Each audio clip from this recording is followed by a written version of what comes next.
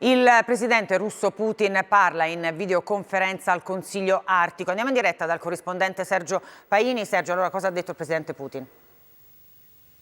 Il presidente russo ha parlato di nuove opportunità come lo sviluppo dell'Artico e di sanzioni. Non ci fermeranno, ha detto Putin appunto in videoconferenza, non risparmiando naturalmente critiche all'Occidente. Il rifiuto di alcuni paesi a cooperare con la Russia normalmente ha già colpito europei e americani, ha detto, e ha provocato una vera crisi energetica facendo aumentare i prezzi ovunque. Ma la Russia, fa notare il capo del Cremlino, ha vie d'uscita, può aumentare i consumi interni di petrolio, gas e carbone e soprattutto può trovare mercati esteri alternativi per le sue risorse. Un modo, per esempio, è sfruttare il cosiddetto passaggio a nord-ovest, una rotta navigabile sempre più a lungo come conseguenza del riscaldamento globale, dello scioglimento dei ghiacci, che passando, lo vediamo, per l'Artico e attraverso lo stretto di Bering, permette alle navi russe di portare in Cina il gas naturale liquefatto in attesa del completamento dei gasdotti siberiani, diretti però non più verso ovest, verso l'Europa, ma questa volta verso est, verso Oriente. Linea Roma.